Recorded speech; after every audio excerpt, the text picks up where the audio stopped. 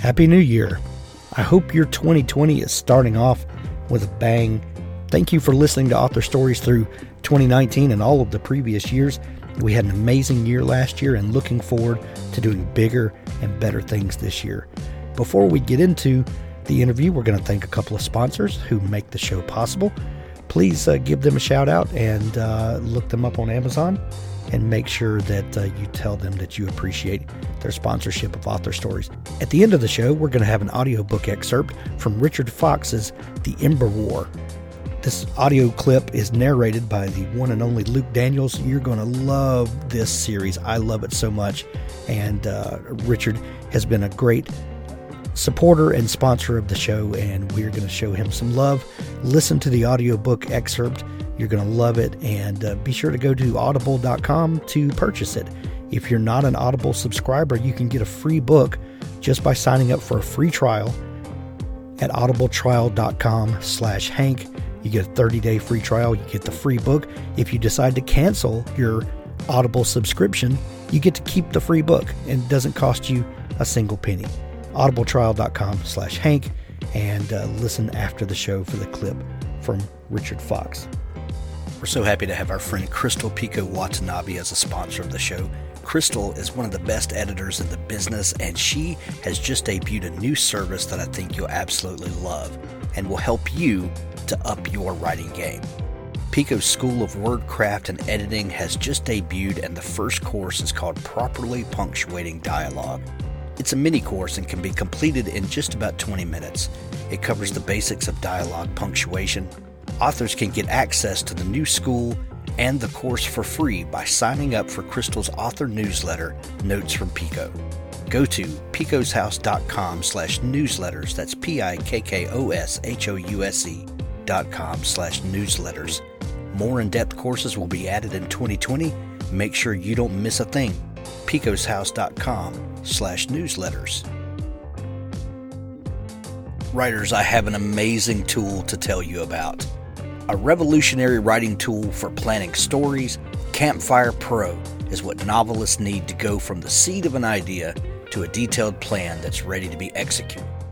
Complete your character design, create a timeline, and track your world building all in one place with our downloadable desktop app for Mac and PC.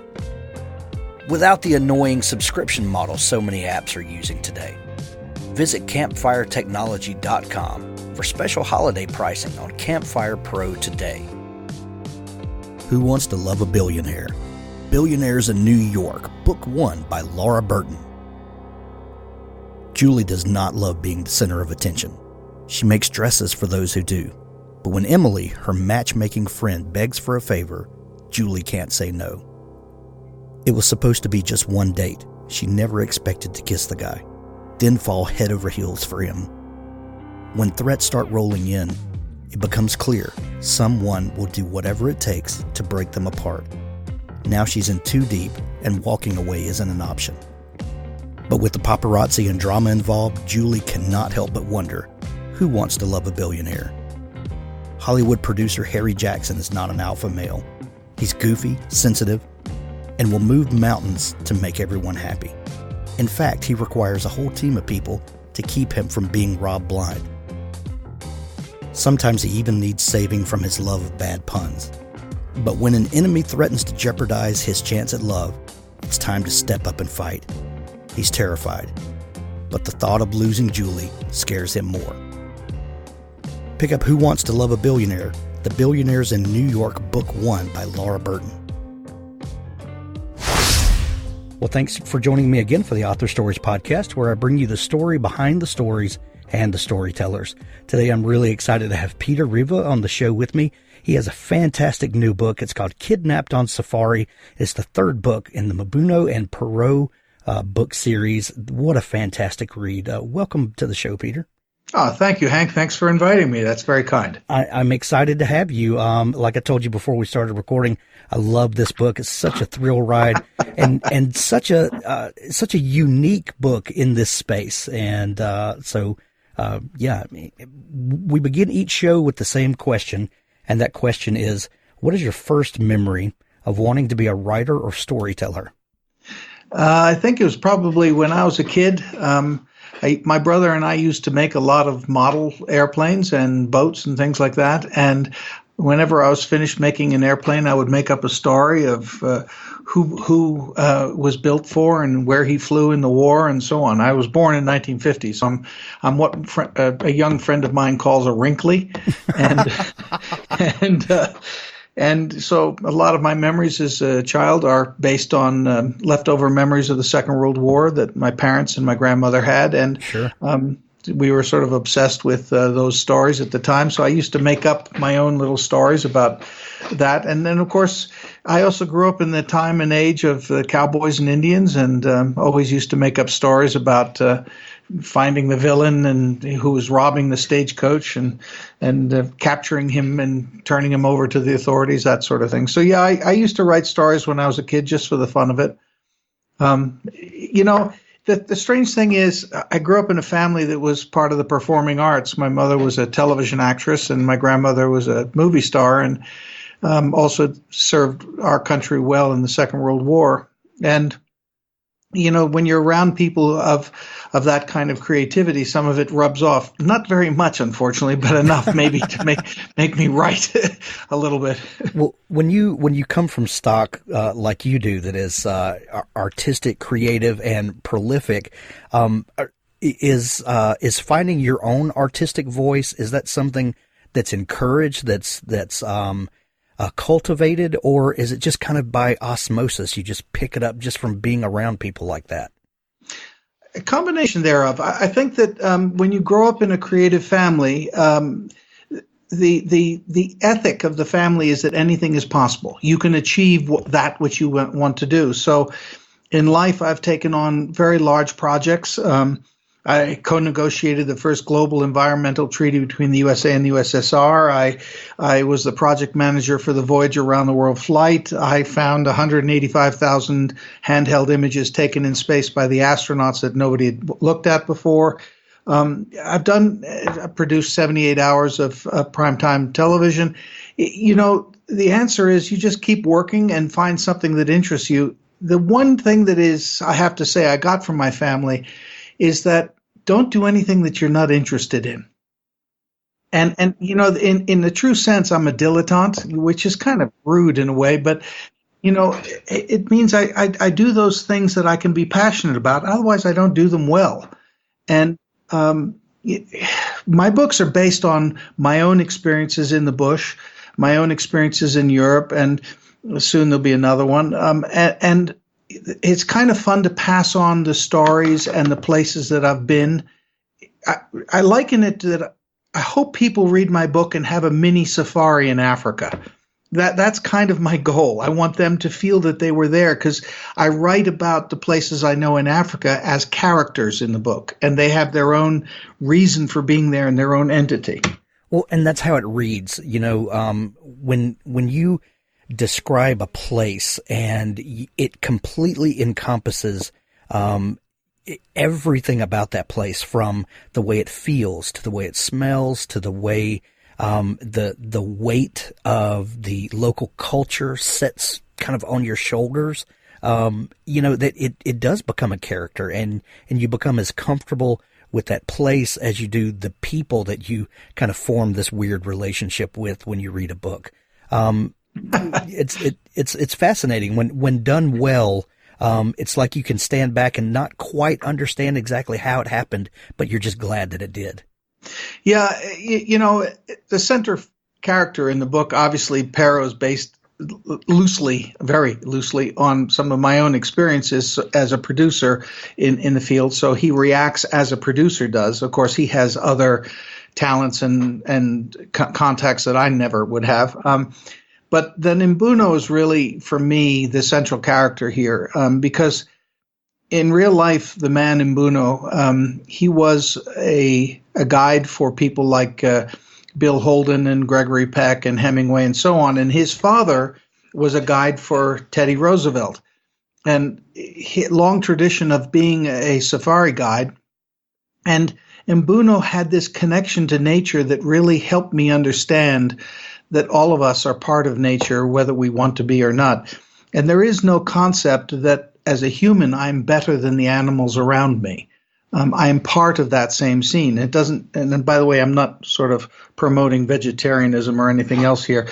It's that, we're part of nature, and unless you feel that connectedness, unless you understand that you're not superior to nature, you really can't go through life enjoying the bounty that nature provides. I live in Gila, New Mexico.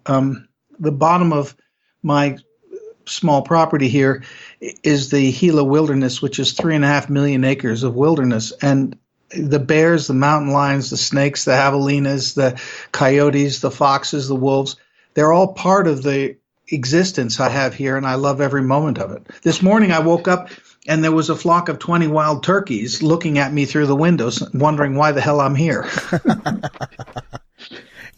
Peter, reading through your bio and trying to follow the path of your life is fascinating and kind of reads like a novel in and of itself. As someone who began your college life as a pure math major, and then you transitioned to film school, then working with people in the aerospace and space exploration, world, and then winding up in Africa. You described yourself as a dilettante, and I kind of see that, and with passions that tend to burn white hot and will take you anywhere. What was it that took you to aerospace and space exploration first? Well, at the time I was working with a French photographer by the name of Lucien Clergue, and he was friends with a great American photographer, Ansel Adams. And I was out in Carmel and spent a couple of days with Ansel and his wife. And, I didn't really understand photography, so I asked Ansel to explain it to me. One of the things that you have to learn when you're around a lot of creative people is to ask questions, and they don't mind being generous and helping you. Since I didn't want to pretend I knew what photography really was all about, so I asked him, and he explained form and emotion to me, and that the human spirit that comes through the image is what creates the art form. And I said to him, well, the weird thing is, just a week ago I was looking at images from space, and I'm fascinated by the technical side of it and the fact that we went to the moon and everything that's going on in space, but the images themselves are pretty boring. And he said, that doesn't make sense, because when you listen to the astronauts, they're full of passion. So he and I made a couple of phone calls, and then I went down to NASA and found out that the NASA only ever took cameras into space as measuring tools. They never took them for any other purpose. And so they would give a shooting script to the astronauts for a roll of film. Once they took the 5 or 6 images that film was designated for, the astronauts finished the roll of film on what they wanted to film. But when it came back to Earth, since it wasn't on the shooting script, it was just put in the freezer vault. Oh, wow. So we found 185,000 images there. So that got me involved with the astronauts, and they're wonderful people, and we did an exhibit. I got Senator Kennedy involved to get NASA to give me access to all the footage, and we did an exhibit which opened at the Air and Space Museum and is still touring worldwide. And because of that, pilots and astronauts talk, and then these pilots, these 2 people out on the West Coast, they had this project they want to fly around the world nonstop, non-refueled, which has never, ever, ever been done, period. I went and saw them, and it was an opportunity to do something that's really historic. I think I've lived my life with the concept of try and be at the vanguard of something at least 3 times in your life. Because if you're not at the vanguard of something, you're not advancing humanity. You're not contributing to the people around you. Some soldiers do that every day that they're in service.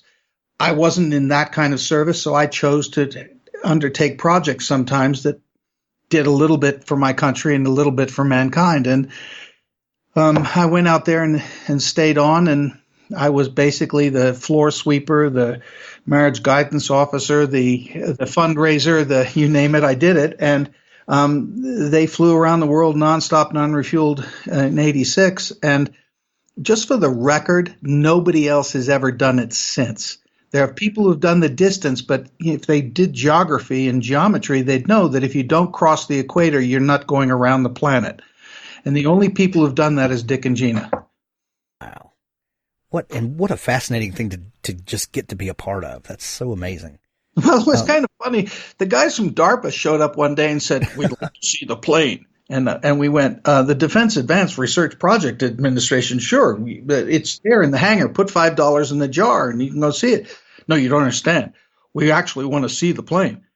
And I said, yeah, there's a jar there. You put $5 in it and go into the hangar and look at the plane. And they said, you mean the public gets to see the plane? Well, in the end, Dick gave them some of the plans of building the Voyager, and we learned a year and a half later that Boeing got a $200 million contract to build a replica as a spy plane. And I said to the guys, I saw them at the Paris Air Show, and I said, guys, you could have given us 1% of that, and it would have funded our entire project. Exactly. Oh, my goodness. My goodness. Well, we mentioned earlier that how the place of Africa becomes a character in this book, and you obviously have spent quite a bit of time there and soaked up the local culture and the sites. What took you to Africa, and what made you fall in love with this place? Well, I first went to Africa when I was 16, mostly northern Africa, and then in early 80s, a client of mine, Peter Beard, who's a photographer, got himself in some hot water in Africa. They were trying to land grab his property, and there was some threats against him. So I went there and sorted that out. And I kept going back again and again, and I met this fellow Mbuno, and I would, for instance, Mbuno and I walked across the Maasai Plain, which is eight miles to the Ngong Hills, and then we'd walk back again. And when other people who were in Africa or Africa had African experience, they'd say to me, "What do you mean you walked across the Maasai Plain? That's dangerous. You shouldn't do that." Yeah. I said, "Are you kidding?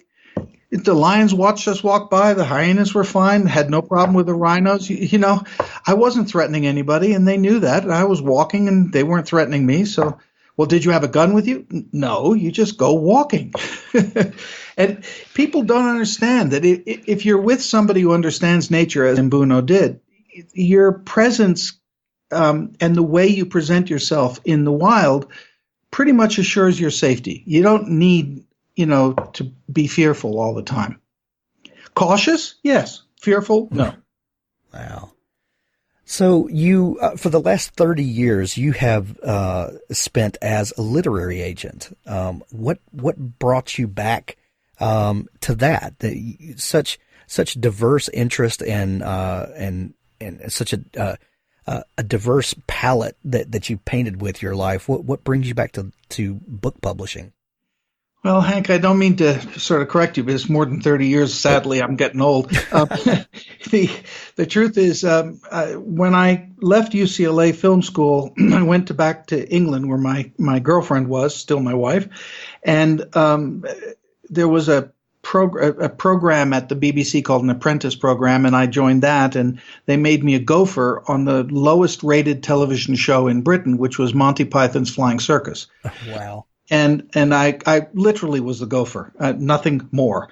They had a scene where they had nuns who had to dress up it was called the Tennis Penguin sketch, and these nuns had to dress up and be prepared to bare their breasts, and so I had to go hire the hookers who were willing to. Anyway, that's kind of the level of job I had. Summer hiatus came, and the guys were hanging around and saying, well, what are they going to do in summer? And one of them said, geez, we'd really like to do a book. And my father was doing licensing at the time, toy licensing, and so I went and talked to him, how do you do licensing? And he taught me how to do it, and I went back and advised them. And it kind of got me involved in licensing, and I started that in 72 and 73 and kept going. Books were a natural extension from doing licensing generally. I did a lot of work with the Hollywood studios on Star Trek and things like that in Europe. And then in 81, we moved to New York, and I became a full-time literary agent. Helping authors who have wonderful ideas and things you can learn from. And I'm a information junkie, so I love reading, and I listen. I have to admit, I'm a radio junkie. I listen to the radio all night while I sleep. I have an earpiece. I sleep with it and I used to have a shortwave radio, and I listened to voices around the world on shortwave, and I kind of miss the crackle and the fading voices. But nowadays with the internet, you can just change channel when you wake up in the night. And I for me, getting authors published who had great stories to tell and are wonderful people was a joy, and it still continues to be a joy. I'm still doing it. There was an author, you may like this story if you had time for it. There was an author by the name of Stieg Larsson, and he passed away. He was a very famous journalist, investigative journalist in Scandinavia, mainly in Sweden. And he lived in the same building as an editor I worked with called Per Faustino at Norstedts, and I was their agent here in America. And Per Faustino tells a story which is absolutely classic. Per says that one day he got into the elevator and Stieg Larsson comes in and says, you're an editor. Would you read the manuscript I've written? And Per Faustino says to him, you had time to write a manuscript? Everybody knows you're a workaholic. He says, yeah, 2:00 in the morning when I can't sleep, I type. So he said, sure, I'll read it. So Stieg gave him this plastic bag the next day with 1,500 tightly spaced pages of one manuscript.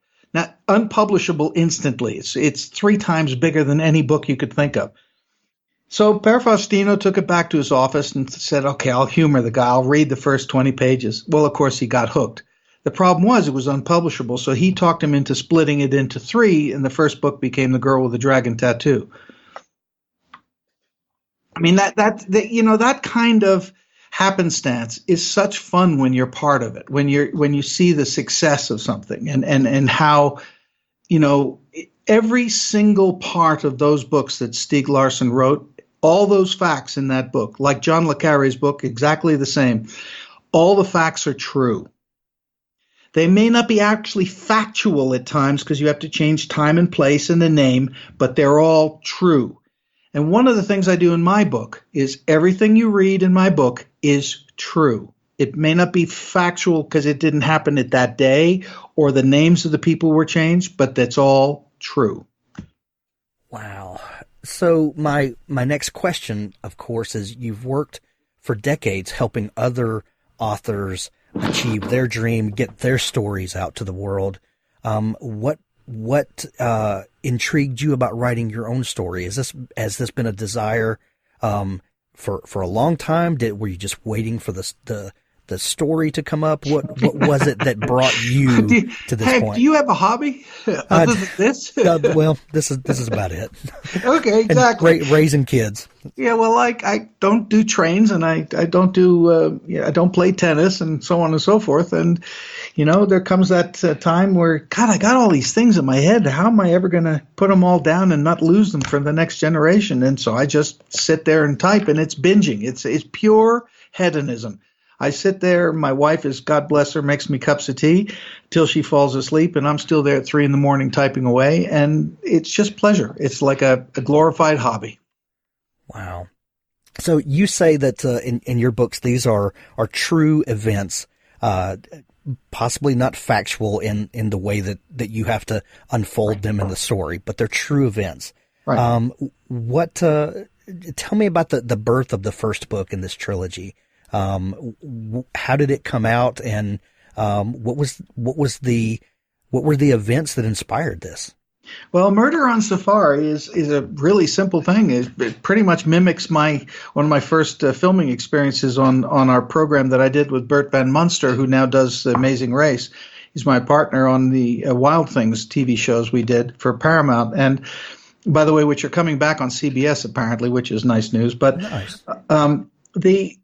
We were going to northern Kenya to film a guy called Simon Thompson who flew his hang glider with vultures in the face of this mountain where the vultures have their nests. And the vultures would attack his hang glider a little bit thinking he was a threat, but then when they realized he wasn't, he would be able to soar with them, and we were getting great footage.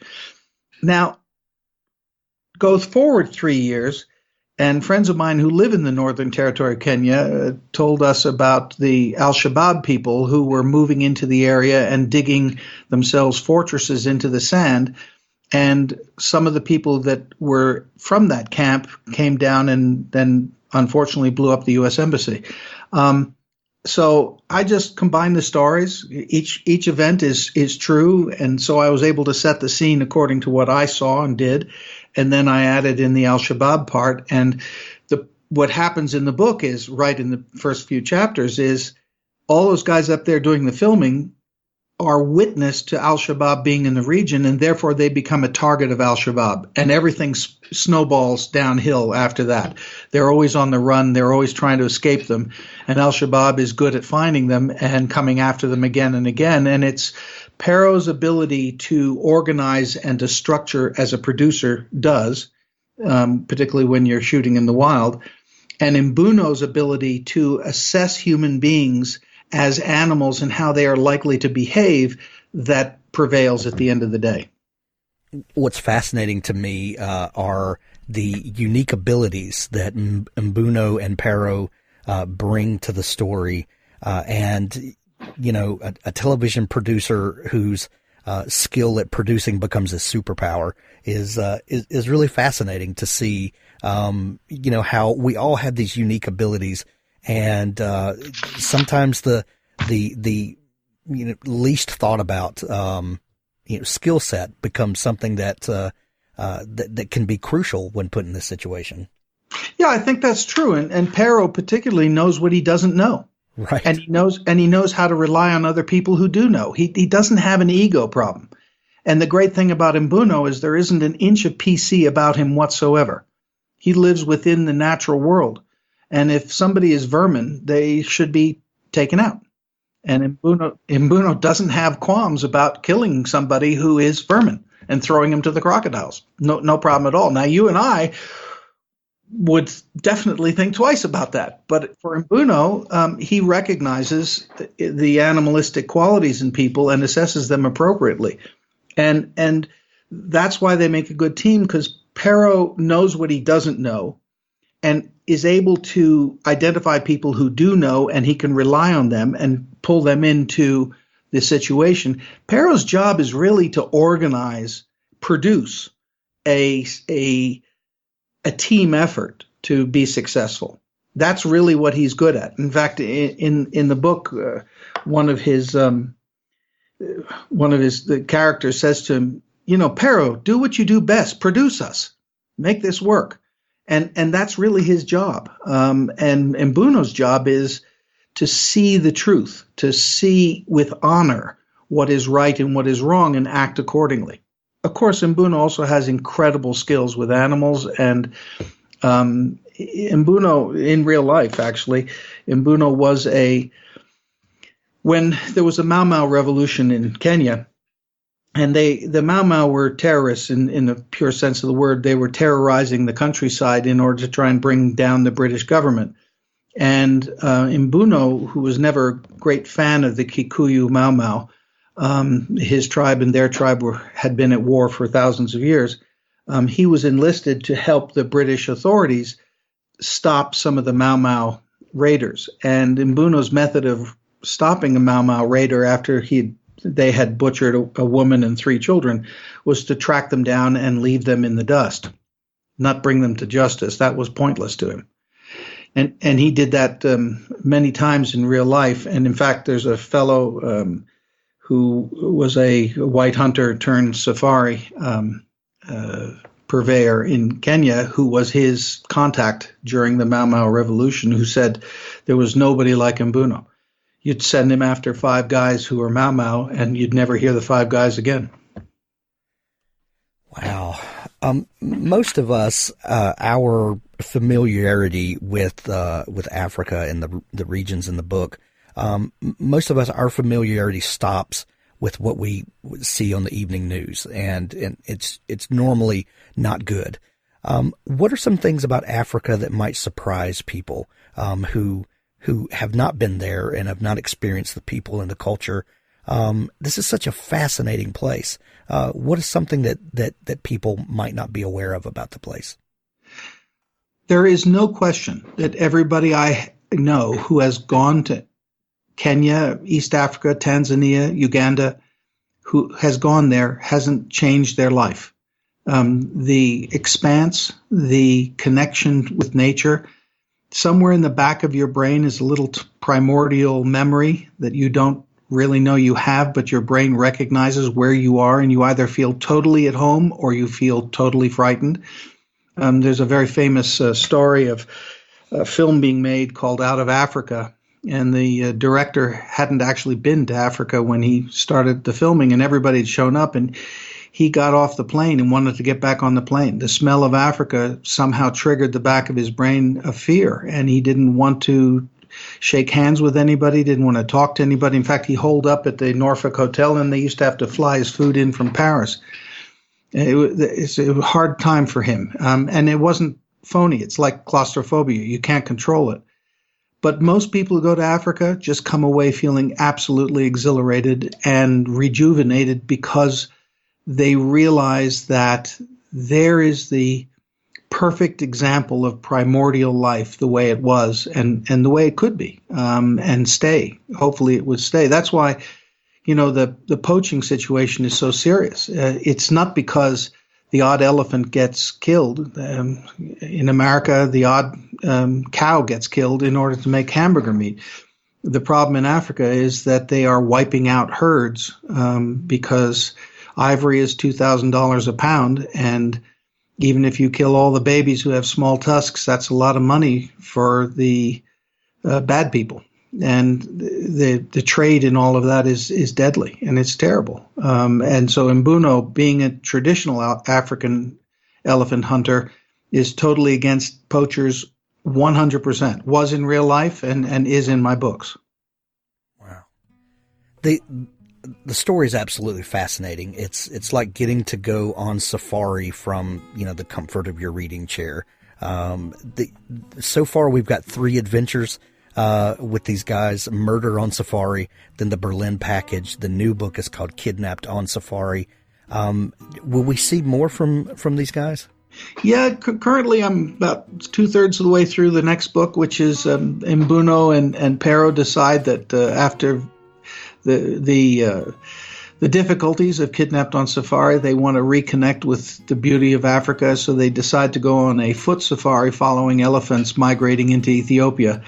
And unfortunately, things go wrong, and it snowballs from there. Wow. The new book is called Kidnapped on Safari. It's available everywhere in hardcover and Kindle edition. Peter, I love this book so much. It's a thriller with a completely different tapestry than I've ever read before. If people are just learning about you and want to dig into your back catalog and follow along with news, is there a place where they can connect with you online? Yeah, at peterriva.com and Facebook. I love comments. I love people writing in and saying things that occurs to them. I'm a good respondent. Excellent. We're going to put links to all the books and to the website and Facebook in the show notes of this episode. Peter, thank you so much for taking time to come on the show today. Hank, it's been my pleasure, and thank you for doing what you do. I think it's a great service to the publishing world. Thank you. Stay tuned now for an audiobook excerpt from Richard Fox's The Imber War. The near future. Humanity's only hope of survival entered the solar system at nearly the speed of light. The probe slowed as the sun's heliosphere disrupted the graviton wave it rode in on from the abyss of deep space. Awakened by the sudden deceleration, the probe absorbed the electromagnetic spectrum utilized by its target species and assessed the technological sophistication of the sole sentient species on Earth. The probe adjusted its course to take it into the system's primary. If the humans couldn't survive, with its help, what was to come, then the probe would annihilate itself. There would be no trace of it for the enemy, and no chance of humanity's existence beyond the time it had until the enemy arrived. The probe analyzed filed patents, military expenditures, birth rates, mathematical advancement, and space exploration. The first assessment fell within the margin of error of survival and extinction for humanity. The probe's programming allowed for limited, autonomous decision-making, choice being a rare luxury for the probe's class of artificial intelligence. The probe found itself in a position to choose between ending its mission in the sun's fire and a mathematically improbable defense of humanity, and the potential compromise of its much larger mission. Given the rare opportunity to make its own decision, the probe opted to dither. In the week it took to pass into Jupiter's orbit, the probe took in more data. It scoured the internet for factors to add to the assessment, but the assessment remained the same. Unlikely, but possible. By the time it shot past Mars, the probe still hadn't made a decision. As the time to adjust course for Earth or continue into the sun approached, the probe conducted a final scan of cloud storage servers for any new information, and found something interesting. While the new information made only a negligible impact on the assessment, the probe adjusted course to Earth. It hadn't traveled all this way for nothing. In the desert south of Phoenix, Arizona, it landed with no more fanfare than a slight thump and a few startled cows. Then it broke into the local cell network and made a call. Mark Ibarra awoke to his phone ringing at max volume, playing a pop ditty that he hated with vehemence. He rolled off the mattress that lay on the floor and crawled on his hands and knees to where his cell was recharging. His roommate, who paid the majority of their rent and got to sleep on an actual bed, grumbled and let off a slew of slurred insults. Mark reached his cell and slapped at it until the offending music ended. He blinked sleep from his eyes and tried to focus on the caller's name on the screen. The only people who'd call at this ungodly hour were his family in Basque country, or maybe Jessica in his applied robotics course wanted a late-night study break. The name on the screen was Answer Me. He closed an eye and reread the name. It was way too early, or too late, depending on one's point of view, for this nonsense. He turned the ringer off and went back to bed. Sleep was about to claim him when the phone rang again, just as loudly as last time, but now with a disco anthem. "Seriously?" his roommate slurred. Mark declined the call and powered the phone off. He flopped back on his bed and curled into his blanket. To hell with my first class, he thought. Arizona State University had a lax attendance policy, one which he'd abused for nights like this. The cell erupted with big band music. Mark took his head out from beneath the covers and looked at his phone like it was a thing possessed. The phone vibrated so hard that it practically danced a jig on the floor, and the screen flashed Answer Me over and over again as music blared. "Dude," said his roommate, now sitting up in his bed. Mark swiped the phone off the charging cord, and the music stopped. The caller's name undulated with a rainbow of colors, and an arrow appeared on the screen, pointing to the button he had to press to answer the call. When did I get this app? He thought. Mark sighed and left the bedroom, meandering into the hallway bathroom with the grace of a zombie. The battered mattress he slept on played hell with his back and left him stiff every morning. Dropping his boxers, he took a seat on the toilet and answered the call, determined to return this caller's civility with some interesting background noise. "What?" he murmured. "Mark Ibarra. I need to see you." The voice was mechanical, asexual in its monotone. "Do you have any friggin' idea what time it is? Wait, who the hell is this?" "You must come to me immediately. We must discuss the mathematical proof you have stored in document title This Can't Be Right, doc. Mark shot to his feet. The boxers around his ankles tripped him up, and he stumbled out of the bathroom and fell against the wall. His elbow punched a hole in the drywall, and the cell clattered to the floor. He scooped the phone back up and struggled to breathe as a sudden asthma attack came over him. How? He couldn't finish his question until he found his inhaler in the kitchen, mere steps away in the tiny apartment. He took a deep breath from the inhaler and felt the tightness leave his lungs. That someone knew of his proof was impossible. He'd finished it earlier that night and had encrypted it several times before loading it into a cloud file that shouldn't have been linked to him in any way. "How do you know about that?" he asked. "You must come to me immediately. There is little time. Look at your screen," the robotic voice said. His screen changed to a map program, displaying a pin in an open field just off the highway, connecting Phoenix to the suburb of Maricopa. "Come. Now." Mark grabbed his keys. An hour later, his jeans ripped from scaling a barbed wire fence, Mark was surrounded by desert scrub. The blue of the morning rose behind him, where his beat-up Honda waited on the side of the highway. With his cell to his ear, Mark stopped and looked around before deciding how to continue.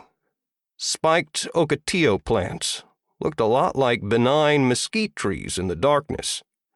A Native American casino in the distance served as his North Star, helping him keep his bearings.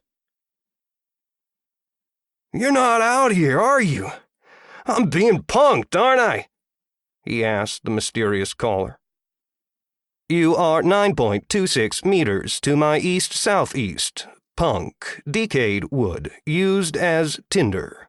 Are you on fire?" the caller said. Mark rolled his eyes. This wasn't the first time the caller had used the non-standard meanings of words during what passed as conversation between the two. Mark had tried to get the caller to explain how he knew about his theorem and why they had to meet in the middle of the desert. The caller had refused to say anything. He would only reiterate that Mark had to come quickly to see him, chiding him every time Mark deviated from the provided driving directions. "If you're so close, why can't I see you?" he asked. He took a few steps in what he thought was a northwesterly direction and squished into a cow patty.